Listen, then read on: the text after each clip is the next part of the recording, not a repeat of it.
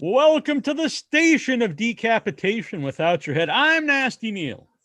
That would make me terrible, Troy. I'm Treacherous, Trista.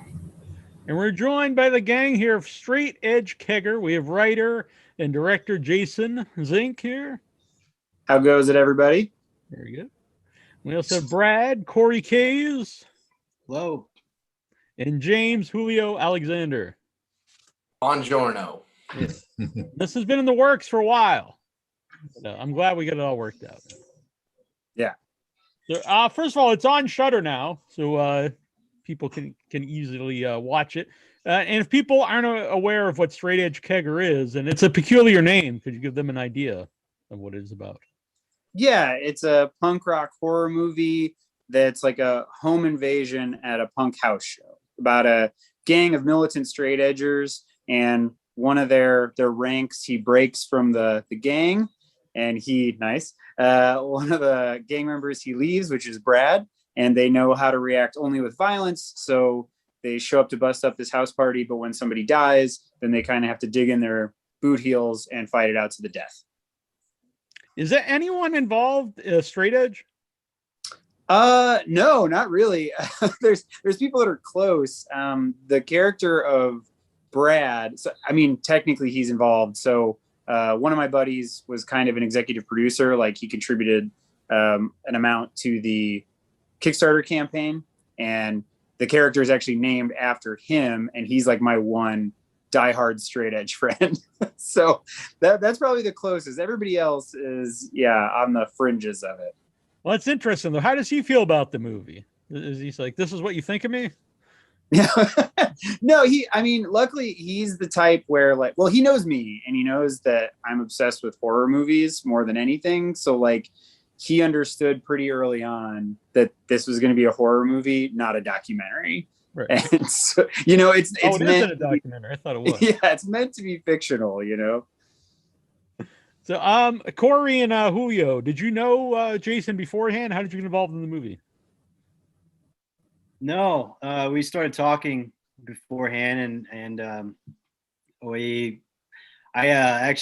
used to play in a punk band, so I was familiar with the punk hardcore world, and I saw this movie coming, and got in touch with him, and we kind of went back and forth discussing bands and stuff like that, and thankfully and gratefully got the opportunity to be in the movie.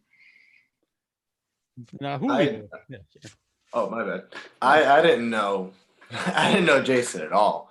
I actually just just decided to pursue acting at the time. It was like April time. I was like, yeah, I'm gonna go ahead and do this. I'm 22.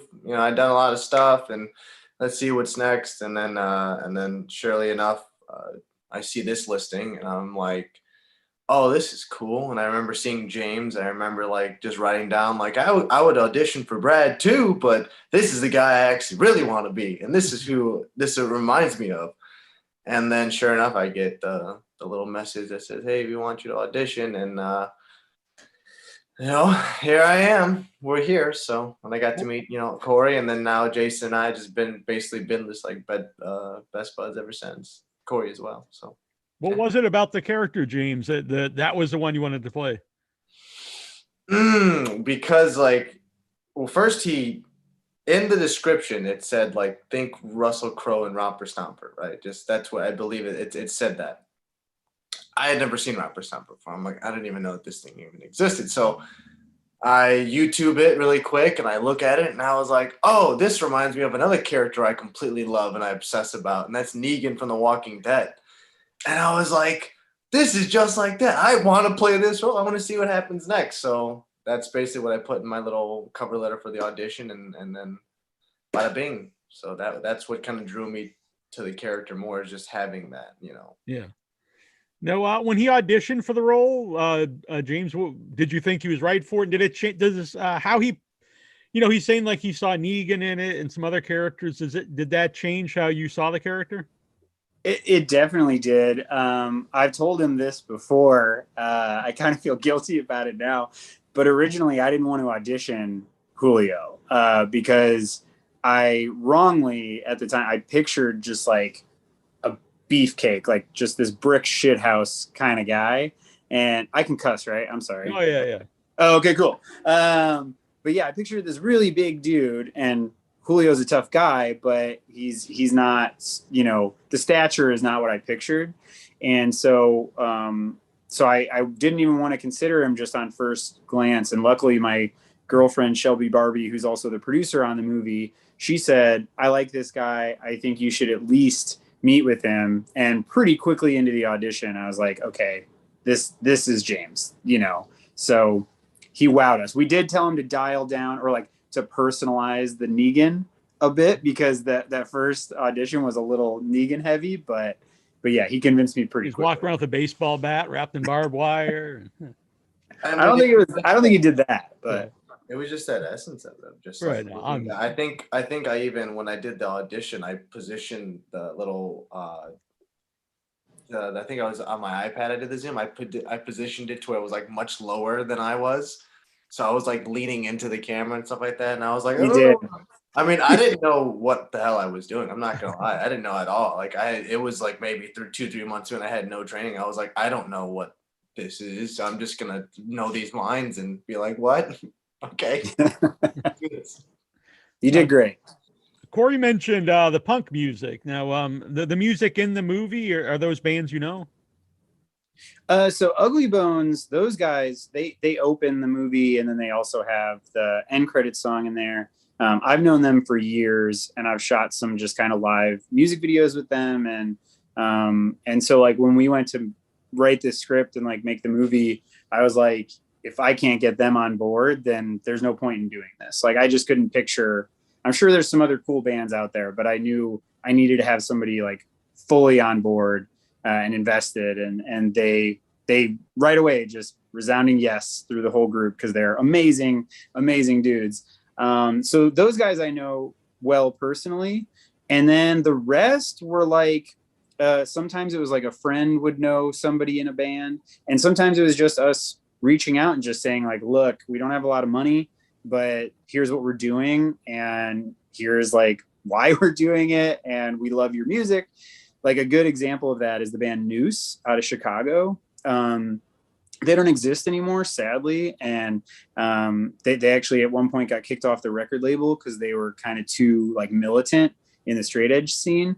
And I just love their music, and so I reached out to them, and they were so nice. Like I hope people aren't blowing up their spot now for this, but they were so nice. They just said like, look, we're not a band anymore. So like whatever money you were going to give us, why don't you just give it to animal rights groups? And so we donated a little bit of money. I started walking dogs. We donated some dog food. And I hope that one day we could turn a profit and I could do even more of that stuff, but it was very nice. Yeah. And Cory, for you, how close is the character of Brad to you? Similarities for sure. Kind of a quiet dude in the movie, and same for me. A lot of those, it was very nostalgic, like the house shows and whatnot. I was very familiar with those, and so it was cool. Like getting to portray this was like going back in my life a little bit, and just recording it, you know. So it was pretty awesome to get to relive that time. Yeah. Well, on those lines, that all the locations, they seem like they're places that you're familiar with, which adds a lot of, I think, realism to the movie. So, you know, all those places, Jason, I assume those are places you know of, you know, before you start making the movie. Yeah, for sure. Like, you know, with being such a low budget production, it was kind of like write what you have access to, right what you know. So the punk house show, that's like really the second half of the movie, that's actually my house. So like when you see the graffitied living room and all the punk flyers everywhere, that's my living room. That's my foyer. Like, I'm currently renting, but I've been here 12 years and my landlord's a little bit of a slumlord. And so he just kind of lets us do what we want. So I wrote a lot of the movie to the house. The movie opens at the Subterranean in Chicago, which is one of my favorite venues of all time. And I wrote it to that place, not only because of the hardcore shows I've been to there, but also it's got a second floor balcony that surrounds the mosh pit. And so I was like, oh my God, like this is perfect for the cinematographers. They can go up there and light down and we're not going to have to shoot around light stands and move them around the whole shoot. And it made the whole thing possible. So yeah, everything in the movie, there's no sets. It's all, just, and some of the places it was literally like the diner that we're in. It was just last minute. Hey, can we please come shoot? And we'll throw you a tiny bit of money. And so were there any places that was difficult to shoot in? Either they didn't want you to, or just, technically it's hard to get cameras in there. Well, there was plenty that it was hard to get cameras in, because that's something that I hadn't really considered when we wrote to the house. Is like, I'm like, okay, I know exactly where, like, what I want it to look like. I didn't really think where the lights had to go in order to get those shots. So shooting in like confined spaces like a closet or a bathroom, those were not fun. But the main thing that pops to my mind is we filmed behind a bar restaurant in Lafayette, and we had permission to be there filming, but we didn't think about the fact that we were going to have to set up lights in the parking lot on the other side of the alleyway.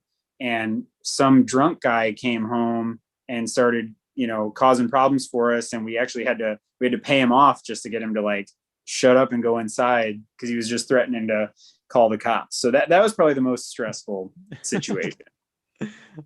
Julio seems surprised by this. Were you not around at this point?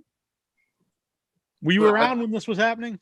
I think I was. I just completely forgot about this. And I'm like, oh yeah, I forgot that happened. I mean, there was a time when we were shooting a scene and this girl had to keep running out and saying help and help. And then she runs out, starts screaming, and then sure enough, I was like, that's kind of loud, because while we're shooting the scene, I'm like, that's kind of loud. I mean, if somebody else kind of hears it. And then sure enough, I look up the street and there's people standing on top of the hill, because the house is on the hill. And then 2 minutes later, here come the police. I'm just like, oh, well, we're here. That's good to know in a way, I think, at least, Yeah. I mean, somebody's responsive in the neighborhood, I guess. I don't know. Right. And Julio, are you into the punk scene at all? Did you, are there any bands or anything? Oh, that is a hard, not really a hard no. I'm not going to say I knew really anything. I knew nothing about the punk scene before I even got into the film. I was not really straight edge, but I didn't drink or smoke or do anything. I don't even take painkillers still to this day. From like 18 to like basically right before I like got started filming this, and I just remember that when I got the role, I just researched as much as I could. I just looked into the punk scenes, where it started, why it was there, with straight edge, all that stuff. And I actually created my own little playlist of a bunch of like punk songs that just resonated with what I was feeling. And then yeah, that's basically all the knowledge I kind of had. So kind of going off of what Cory said earlier, how it was like nostalgic to him, like my reactions in the like people, like the mosh pit and the concerts, I'm just like, I don't know what's going on. So this is pretty cool that I could just sit here and just be like, I really don't like any of this, because not only does he not like it, but I don't like it either. I don't know why I'm here either. So like that was kind of fun to have to experience, Yeah. Trista, do you have a question? I'm wondering if you're all horror fans, and if you are, what are some of your favorite films? Oh, am I starting? You can start. I guess I'll start off. Yeah, for me, it's like, I mean, most people know that I'm like horror obsessed. That I have a horror, like I have on my keychain, I have Wes Craven. On my wallet is Return of the Living Dead. I'm just a nerd for this stuff. And for me, like my favorites to watch, I mean, I love everything in the horror genre, but my favorites to watch are like the kind of cheesy, schlocky 80s stuff. So like Sleepaway Camp 2, I love Troll 2, I love Night of the Demons, I love The Stuff. Like any of that, I gobble it up for sure. Good choices. How about yourself, Cory? You a horror movie fan? And if not, it's okay. We'll just kick you off the show. No. I do like horror movies. Kind of in the same realm as Jason. He went Sleepaway Camp 2. That's your first. Before you like that more than the original, huh? Yeah, I got some friends that I argue with that all the time. But yeah, I think number 2 is like so much fun. Gotcha. Well, no, I'll go like The Burning, They Live, movies like that. That Roddy Piper 8-minute fight and They Live. I agree. a good pick. And Julio. Yeah, I like to watch horror movies. I can't say I'm the biggest horror movie fan. I don't mind horror movies. I love watching them if it's just kind of on, like, oh, this looks interesting. This is kind of be kind of put in. I know there's like a horror thing, but like, I always disappoint people when I get that question. I'm like, I would just kind of hear I took the job, and then like it kind of threw me into this kind of horror kind of world, and I didn't realize how, number one, how big it was, and how like much people really loved that, and just a little nudges here and there of like, hey, I love the way you did, James. Hey, and just the little compliments of like just the reviews that we've gotten from Straight Edge Kegger have been such a blessing, because like, again, was never a huge horror fan, or never really watched. Did you look at the script as a horror movie, or what kind of genre did you think? Because I mean, it could be argued that it's not necessarily a horror movie. Yeah, I mean, there's genres to it. You know, there's the horror, there's like little bits of action. I mean, I kind of saw a bit more of just like for the story. I didn't really kind of put it in any kind of like bracket of like one genre. Well, normally when I kind of approach things, if it has like, oh, this is a rom-com, this is horror, or whatever the genre may be, I just approach it just kind of as just like the story, and I let the viewers and everyone kind of like decide like what it is. If this is a horror, then it's a horror. Like, I love Insidious, you know what I mean? And that thing that movie wasn't even like super scary to me. It wasn't really horror. It was more suspense thriller to me. And then some people might look at it and be like, no, it's straight up horror, but I don't know. But yeah, my guilty conscience is or guilty pleasure is a rom-com. So Do you have a favorite rom-com? That's a tough one. See that now there's like I very much, I love being basic, and love like Pretty Woman. All right. Love me some Pretty Woman, but anything with like, you know, Richard Gere, Hugh Grant, like just was kind of rom-com. I mean, I love it all, but Pretty Woman blew me. I remember seeing it for the first time. It kind of blew me away. I was like, well, this is a lot better than I thought it was going to be. Wait a minute now. That works. When you're talking about if it's a horror movie, I mean, I consider it a horror movie, but I know a lot of horror fans can be real sticklers for the genre. But that's one thing I like about the festivals is you see movies that don't really fit in any genre, or movies that can fit in multiple genres. But for you, Jason, was it ever hard to sell the movie? Like, where does it fit in? Yeah, I was kind of inspired when I went to write it by the experience that Kevin Smith had making Red State.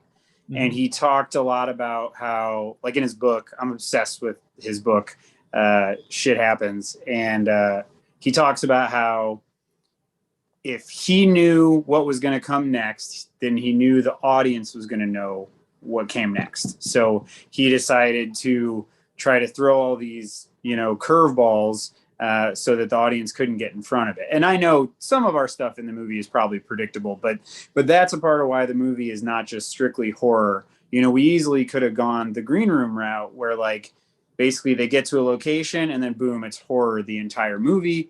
I thought, especially with our limited budget, why don't we play with people a little bit and make it so they forget it's even supposed to be a horror movie? And that's actually, to me, some of the best compliments that I've gotten when I talk to people is when they're like, I was almost halfway through the movie and I forgot that it was a horror or a thriller or whatever you want to call it. And then boom, it hit me. Some people disagree. Some people say it comes on too fast when it hits the horror part, But yeah, so I see it as like a coming of age horror thriller. Well, I think that works because it gives you time to get into the characters before anything starts to happen to them. Mm-hmm. Yeah. And we knew that was a big part of it too. Again, if you have no money these people are amazing. Evie was amazing. Like, I love my actors, but nobody knew their names before this movie, with the exception of maybe Cory, because he had done some other stuff, but we didn't have like Bruce Willis isn't in the movie. So we had to like get people to buy into these characters and fall for them. And I think we did a pretty good job of that. Thanks to our actors. Yeah. So Cory, you said, this was kind of like going back in time for you, going back to some of these places. Since then, did you start going to punk shows again? Well, I would like to go to a lot more. I did. I think I might have went to a Defeater show after we filmed that. I wish I could get to more, and then COVID happened. Otherwise, I probably would be at some punk shows. But yeah, I would love to. I've got like there's a band in Japan I really want to see in Japan and stuff, and so hopefully one day that happens. I definitely have aspirations to go to more punk and hardcore shows for sure. Were there any tracks you'd want to mention, Julio, that was on your playlist that you made up? I think I still have it saved in my Apple Music. That's a very good question. I think I do. Well, I do. Yeah. I labeled it SEK. If you can see that, it says SEK. Mm-hmm. Let's see. I've got Straight Edge by Minor Threat. I've got Force of Change by Strife. This is like a bunch of random stuff. Actually, I think this might have been a playlist I just ripped off of Apple Music. I don't remember these days. Like the Pandora, you just put in punk. I was like, oh, this is pretty cool. This kind of resonates. I like the way this sounds. And then, the song that I actually very much love that was actually in the movie, the Cult song by Shannon and the Clans. Shannon and the Clans. So it's just like, I mean, I don't not like it. I actually love the music very much. You just weren't familiar with it beforehand. Yeah, exactly. This movie kind of like just broadened my view, and I was like, oh, this music's really good too. I mean, because I love like Metallica and stuff like that, and other hard stuff, and like heavy metal. I've loved that since I was like a kid, and yeah. So A big regret that I have with the movie, I talked to the actors beforehand. I said that I was going to make everybody a mix CD to get them like into the mood and into my headspace. And we just got busy and bogged down, and it just didn't happen. I really wish I would have done that before we started production. Yeah. Well, it's not too late. That's true. Yeah, I could just make mix CDs. If people still have CD players, I made a CD for somebody. I was thinking mixtape, but I'm really old. I was thinking. Yeah, no, I would love to do that, but nobody has access. I burned somebody a CD a couple months ago, and I handed it to them like, hey, I think you'd like this band, and they're like, how do I play this? That's the thing. When I bought my new computer just a couple years ago, and I was like, it has no drive. It has no DVD drive. I was like, how do you do anything? And my webmaster was like, how old are you? Like, nothing comes with that. I was like, but it is strange. I don't get it. But Trista, do you have another question? Yeah, this question's for Jason, but anyone can chime in if you guys also want to contribute and answer. Jason, you make scary things, so I'm wondering if you have any fears or phobias that you feel comfortable sharing yourself.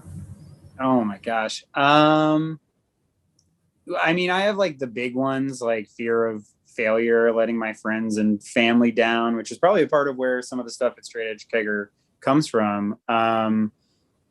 And then I think, I don't like to talk about this much. I don't like to admit this normally, but I think water freaks me out more than just about anything, because you're just so helpless to it. I almost drowned when I was a teenager.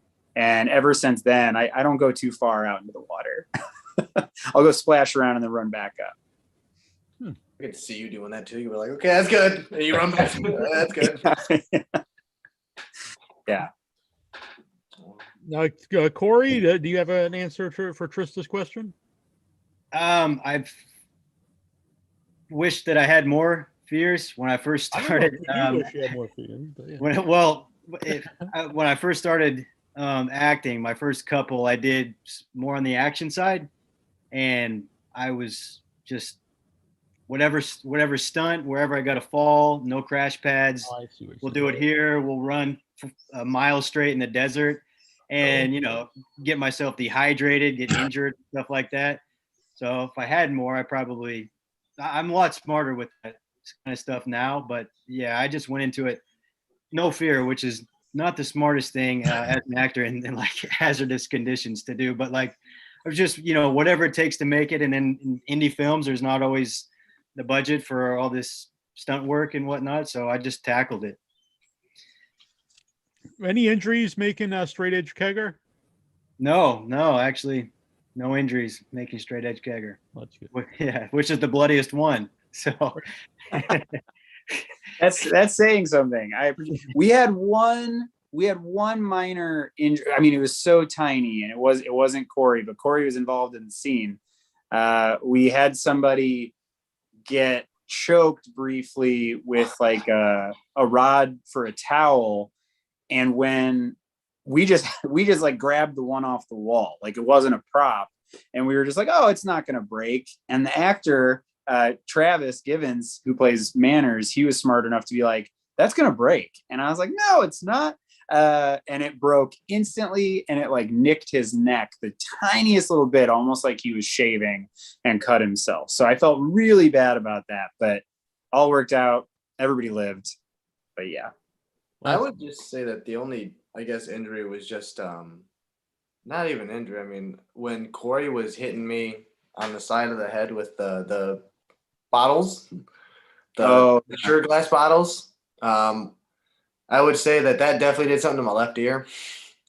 Because like I hit it so many times, and it didn't hurt. It just with the noise, and it's not your fault. I already have like sensitive ears, so it was like hitting me, and I remember like a little nick. Didn't really care about that, but what happened was like 3 months later, I had to film something to where it was like a short student thing, and I was pretending to be a soldier, and I'm lying on the side of like a doghouse or something, pretending I'm in cover. And then the director decides to take a little thing of like dynamite, I guess he said, half a stick, put it in a can, light it, and he put it on the other side of the doghouse. He's like, oh, you should be fine. It'll be okay. And then he throws smoke down, and the smoke's blowing this way. And then the wind changes direction. It blows the smoke right in my face. So it's like whatever mustard gas. I'm just like choking up. And then the dynamite goes off, and then like just that completely destroyed my left ear. So my left ear hasn't been the same between like those two super close like ear injuries. And I was like, oh, okay, well, this is it. So let's go. Let's blame it on the other film. It's definitely on Straight Edge Kegger. We didn't have any issue with that, but I do like though it's half a stick of dynamite. Oh, there shouldn't be any problem. Don't worry. It's around the corner. You're not gonna hear it. I'm like, bam! And I was like, oh, you got a whole doghouse in between you and it. Don't worry about it. And I saw the concussion. I was like, this is no bueno. But hey, this is what we do, right? Yeah, the smoke will protect you. Yeah. Oh, I hope that gets better. I don't know. I know. It's been like 3 years. My ear's okay, but it'll deal with it. And then, do you have any fears of maybe dynamite now? I don't know. Oh no! I don't really have. Well, oh yeah, of course. I mean, I don't mind spiders, but like, don't crawl on me. You know what I mean? Like, where I chill on like a Saturday night, like boys and I will be at my buddy Brian's house, and if there's like a spider on the wall, because he lets them live. If it's like crawling down next to me, and like what my spot is, I'll like go to the other side of the room. I'm like, no. I'm like, I'm not afraid of it. Just don't crawl on me. I'm good.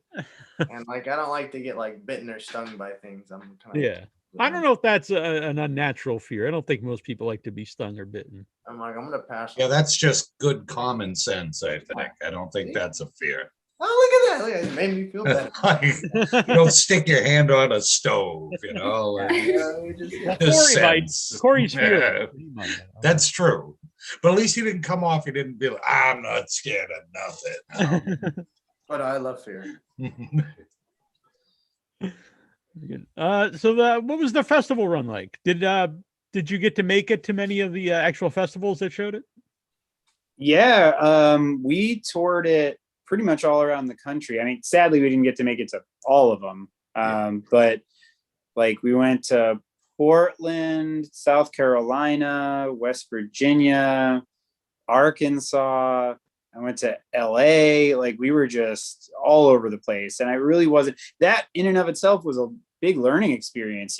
Some of the fests that we weren't sure what they would be like, they were amazing. And then some of the other ones that like look really great on paper, you get there and you're like, oh man, why did I spend the money on the flight or driving out here, whatever it is. So it was a really interesting experience. I mean, the main thing for me every time was like just getting to meet and greet with people and do the Q&As. Like anytime we could do that to a decent crowd, like just people, bodies in the seats. I mean, they were all decent, but anytime we could do that, I thought it was totally worth it. It was a lot of fun.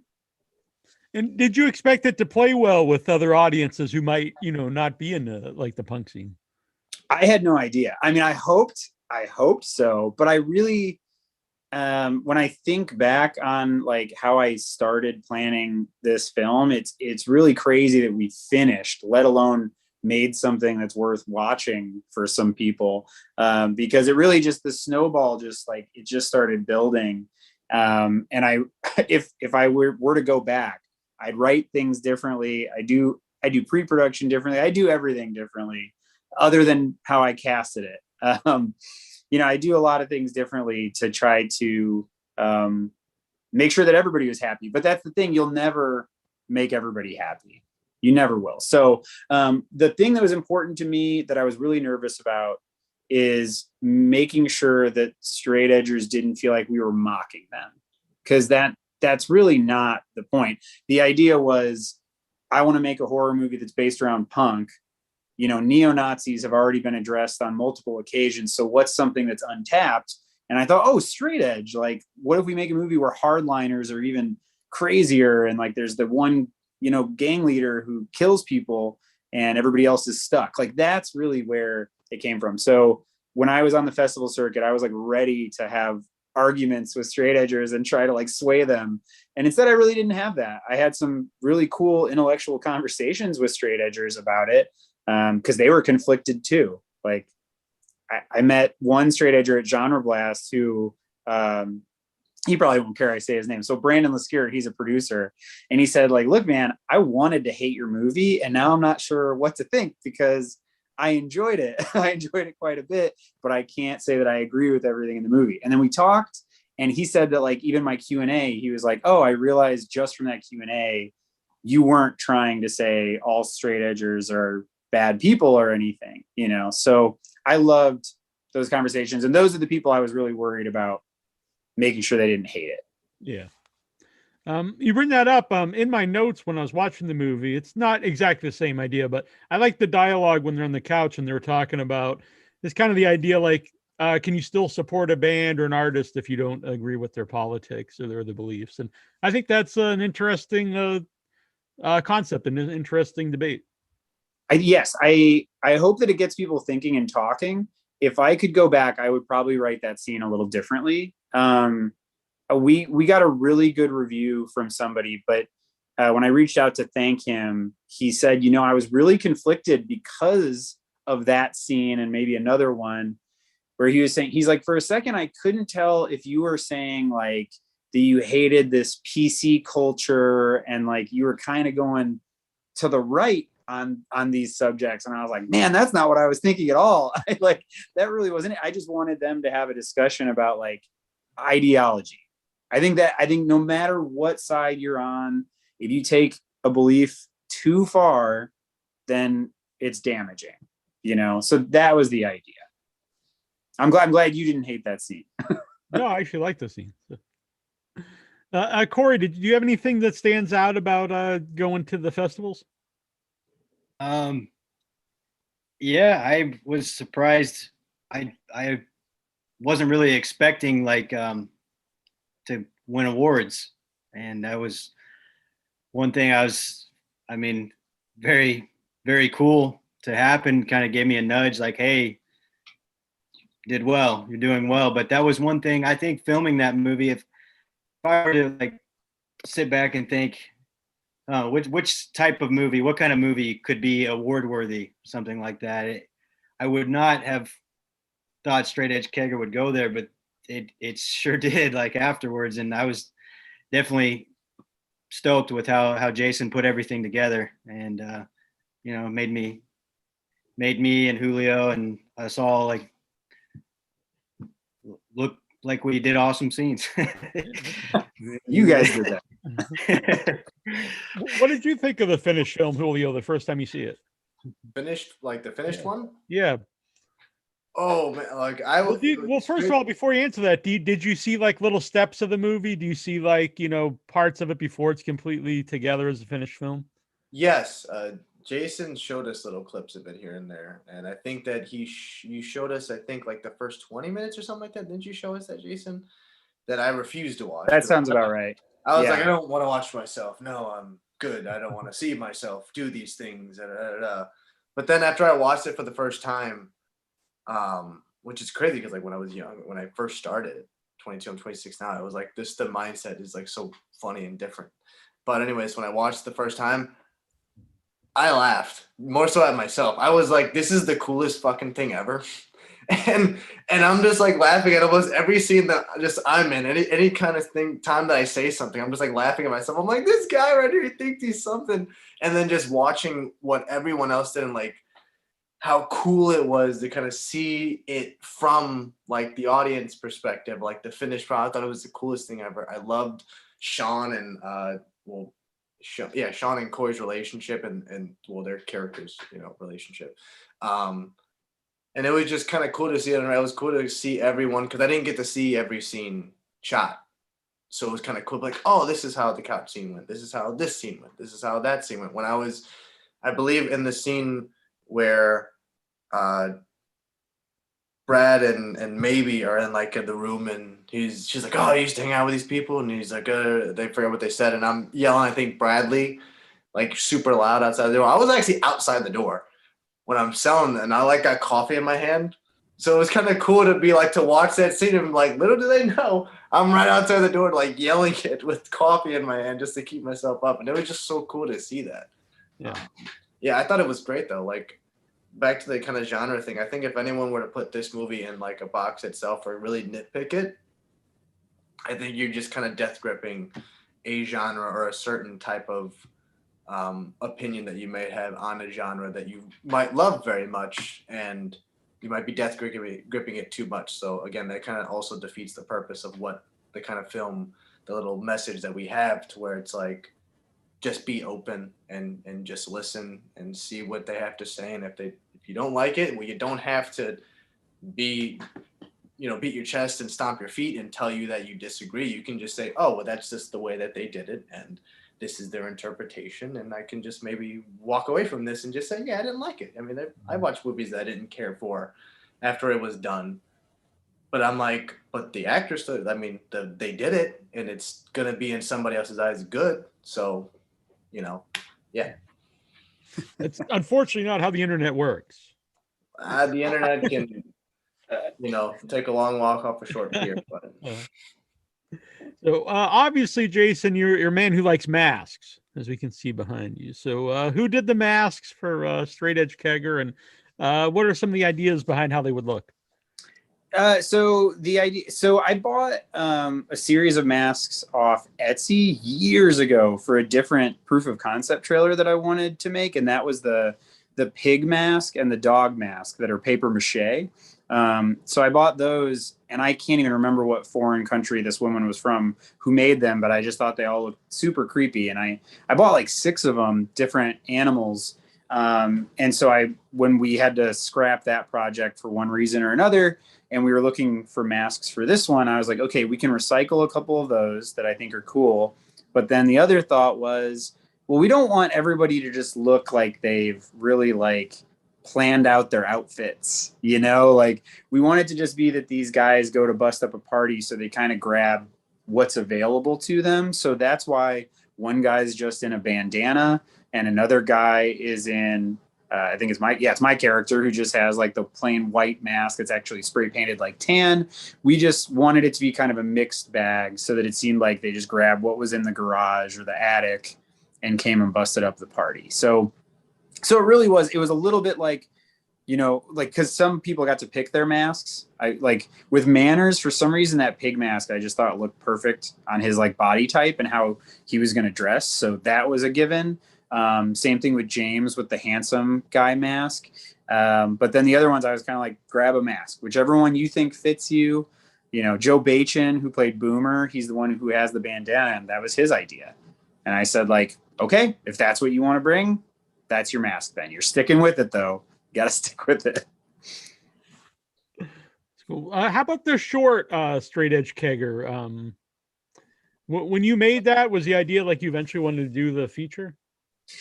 Not really. I guess maybe somewhere like in the back of my skull, that idea was pecking at me. But really, it was like when we did the proof of concept trailer, it was just I had the idea, and what always happens, long story short, sorry, what always happens is I come up with this idea, and I think it's like ahead of the curve, and usually it is.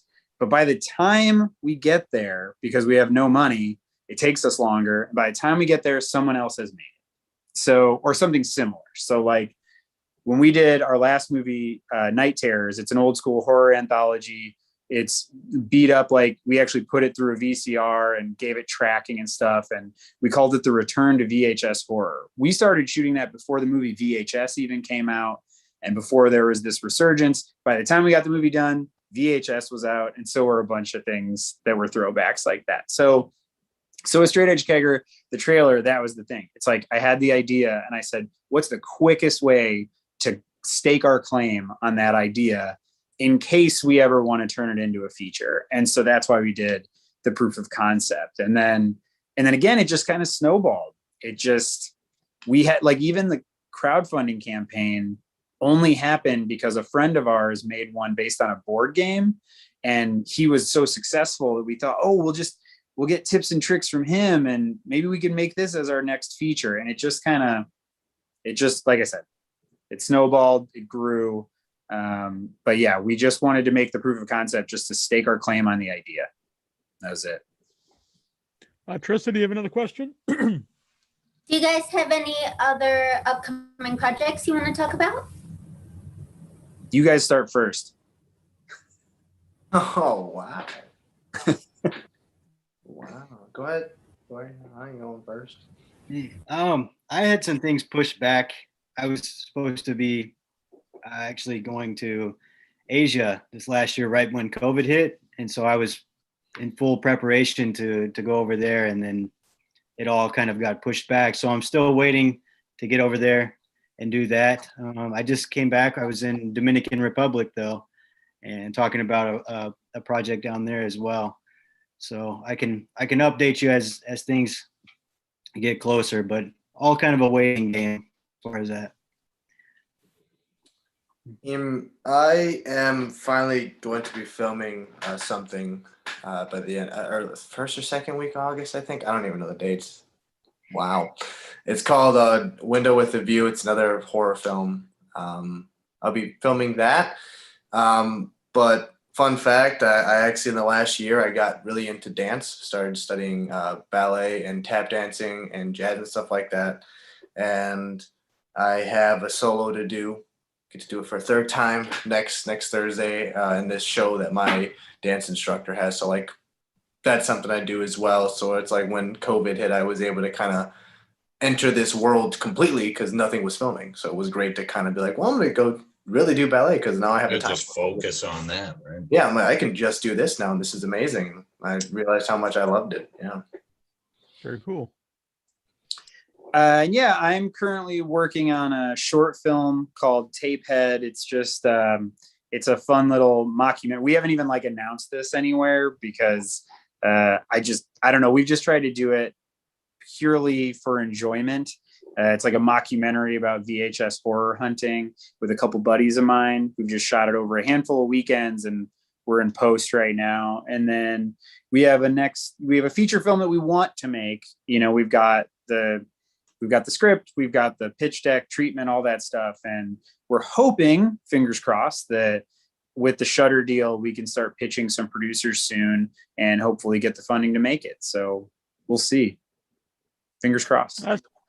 Speaking of that with Shudder, how did that come about? What's the process to get your movie on Shudder? How long did that take? So it all happened through our wonderful distributor, Scream Team Releasing. Shout out to Scream Team. They pulled that whole thing together. They're working with a sales agent. I've never met the guy, so it's kind of like I'm kind of removed from the process. But yeah, they made that happen. But the really cool thing, like I don't want to go into the details of the deal, but the cool thing is that like somebody there watched it and enjoyed the movie enough to have it go up there. So to me, that was the win, because they handpick, they curate that stuff well. And so I was like, okay, if we were able to get on there with this low to no budget flick with no big names, and we shot it on a pair of cameras that like they cost $500 a piece. I mean, just everything about it was so like grassroots and DIY. So I was like, if we got that nod from Shudder, then it's like like Cory said about the awards, it's like a little nudge to keep going, because sometimes it's hard to keep going. This stuff is not easy. So we're pretty excited about it. At the end of the movie, it says in loving memory of Lou Dog. Who is that? Lou Dog was my dog. And sadly so thank you. He got cancer near the end of his life, and it was a rough end for the raddest dog in the world. And actually he actually wasn't on set. Like, he was for some of the reshoots, but we knew it was going to just be too hard with all the doors opening and closing, and he had a tendency to bark at people as they came in and stuff. Sweetest dog in the world. But so for the 11 days that we filmed, he wasn't on set, and it was honestly probably the hardest thing for the girlfriend and myself, is just not being around him during that time. So yeah, when he passed, I was instantly like, all right, we got to change the end credits. We got a tribute to the dude. Yeah. Oh, good old Lou Dog. Good old Lou Dog. Well, I'm sorry to hear about the dog. It happens. Thank you so much. I'm glad that you have his name in there, though. Yeah, for sure. And since then, we rescued a pregnant stray cat, and so now we got 2 cats. Look at that. Yeah. What's the name? So we have Polly and Dinky. Polly and Dinky. All right. Polly and Dinky. And they are not like their names. They are both very large cats. Oh, We just spoiled them. Yeah. That's perfect then. Yeah. Yeah, I like it. Very good. Where can people follow everybody to see what they're up to? Can't tell who's going first because I can only see one at a time. So I guess I'll go. I'm an open book, so you can find Jason Zink on Facebook. We have a Weird on Top Pictures Instagram as well as Facebook. We have the website, weirdontoppictures.com. And then there's also a Straight Edge Kegger page on Facebook. That's probably the thing that gets updated the most, like, consistently about the movie stuff. Very good. Cory, where can people follow you? I'm at Real Cory Kays across social media. Very good. And Julio? Mine is at the Super Ninja 95. That's my Instagram. That's where you'll find everything there is to know about me. Is there a backstory to the name Super Ninja? Yes, there is. Yes, there is. So before I actually started, I started pursuing acting. I was actually pursuing American Ninja Warrior. I was pursuing nice. And every time I would show up to training, I would have like many talents: ballet dancer, ninja. I mean, actor. Yeah, all right. And then so I would always wear these superhero shirts, whatever it was, and that just kind of became my little shtick, the Super Ninja 95. And so that's why I was like, yeah. And then finally I was like, well, maybe I should just change it to my stage name, Julio Alexander 95. And I did like the little, what do you guys think? Because I had like close to 1,000 followers at the time, and everyone was like, no, don't tell my friends and family. And then other people who I'd never met before who were like, no, leave it to Super Ninja. It's cool as hell. And then even now, like post, Straight Edge Kegger, we're like kind of back to the festivals question, like how awesome people have been. That's been the coolest thing. I only went to like, I think one film festival. Really? I was actually able to go to because I was either busy doing this or that, or I just was like, I can't make the trip. Just random people just saying how much they appreciate the film, and then just following, and then like the people that I'm still friends with to this day that I have a tendency to, every time somebody follows me, I follow them right back. Especially now, maybe one day I won't be able to do that, but at least right now I can do it. And again, I get very like, I get questions here or there. Like there's a girl who is really big into horror, and she's like, oh, you're one of my faves, and I would love for you to like be the Crow one day and stuff like that. And I'm like, oh yeah, I had never thought about that. Like I get these ideas from people, and I was like, yeah, I've never thought of like maybe considering putting it out there to be this role and something like that. But yeah, anyways, the Super Ninja 95, that is the best way to reach me. Talk to me. I would love for people to come and just say hey and just talk, because I love chit-chatting with people. So. Yeah. Did you, when they all wanted the Super Ninja, did you ever think of changing the acting name to Super Ninja? dropping Julio. I really did. I thought about it. I thought about it a lot, but I'm not exactly sure how well that would go. Yeah. Maybe one day I'll show up to like a red carpet in like a super ninja outfit and be like, Yeah. well, like pull a weekend and be like, huh, this is who I am. Yeah, I think it's a great idea, but most people think it's a bad idea to listen to me. But I agree. Okay. I'll listen. I'll take two. I like it. I like it. A lot. Then you jump in on like the spider crawl and just come across that. I was trying to like zoom into the Oscars like Shawn Michaels one day. Like, come out for the That'd be tremendous. I didn't want to win anything. I just want to get to my seat that way. Yeah. I approve of that too. You need the just the sexy boy music though for you. That's all. I would just do that. Yeah, I'm here. All right, well, That works too. this has been very fun. It was very good to have It's been a everybody. good time. And you can check out Straight Edge Kegger on Shudder. If people don't have Shudder, how else can you? Is there another way to watch Straight Edge? Oh, yeah. So right now we're on Amazon Prime to rent, like not the free with Prime, but they can rent on the Amazon Video, and then also Comcast VOD, or they can buy the Blu-ray or the DVD from Scream Team Releasing. And actually, we're going to be at the upcoming Flashback Weekend. Not this weekend, but next in Chicago. So if anybody's going to be there, swing by the table and say hi. Very nice. Oh, very good. All right. I didn't know you guys were in from Chicago. I just had this on because it was Straight Edge, but it also has the Oh, yeah. Dig that. Looks like a CM Punk shirt. All right. Well, we'll talk to everyone soon. This has been very fun. Yeah, I got a question for each of you before we take off. We were talking genres earlier, if that's okay. I was wondering, with your expertise, all of your expertise, is the first Terminator a horror film? Interesting. Guy. First Terminator. Yeah. I'm someone who I think kind of like Julio was saying. I think it's kind of silly sometimes when people really argue about what genre something is. But I think Terminator could. It's definitely both science fiction and I think also horror. Okay. Because it's basically a monster going around killing people. I thought what it intended to be was that like that one and Predator were both intended to be horror films, but I think Predator and Alien too. You could say. I would say Predator and Alien even more so because they really are. Even Predator itself, it's kind of it's a group of people, and as they get alone, they get killed by the giant monster. It's really set up as a horror movie. I was like, hold my beer. Alien is really just a horror movie. It just happens to be set in space. Yeah. Oh yeah. I think that the horror purists don't like to agree to this, but Kevin Smith said about Red State, he said it's not a traditional horror movie, but the images are horrifying. So that's why he calls it a horror movie. And I kind of feel like the same way with Straight Edge Kegger, same way with Terminator, Alien, all that stuff. I feel like I'd call it horror. I would. Yeah.